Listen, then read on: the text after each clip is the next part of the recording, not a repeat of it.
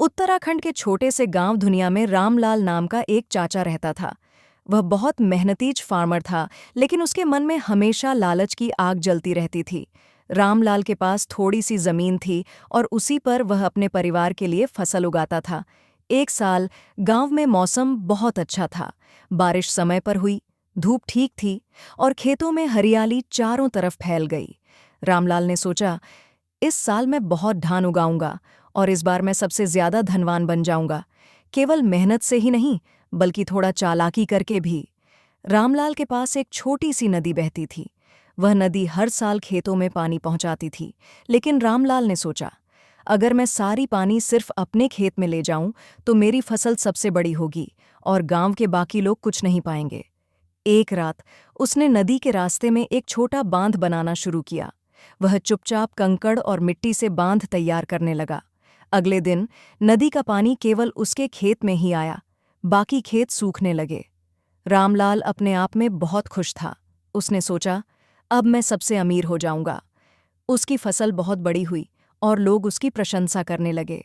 लेकिन कुछ ही दिनों में रामलाल ने देखा कि उसकी फसल धीरे धीरे बुरी होने लगी।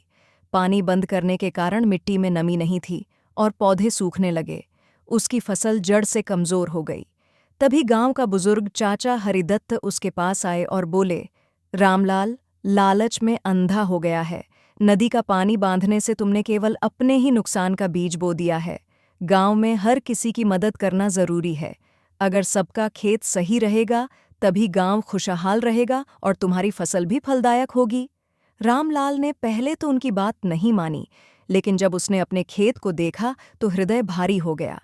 सभी पौधे मुरझा गए थे। उसने समझा कि लालच ने उसे बहुत बड़ा नुकसान पहुंचाया है। अगले दिन रामलाल ने बांध तोड़ दिया और नदी का पानी गांव के खेतों में बहने दिया। धीरे धीरे मिट्टी फिर से हरियाली से भर गई और सभी खेत हरे भरे हो गए।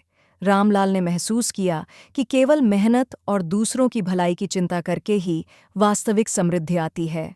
उस दिन के बाद रामलाल ने कभी लालच नहीं किया। वह अपने गांव में सबसे ईमानदार और मेहनती किसान के रूप में प्रसिद्ध हो गया और लोग उसकी कहानी सुनकर हमेशा यह सीखते हैं कि लालच कभी भी स्थायी खुशहाली नहीं लाती।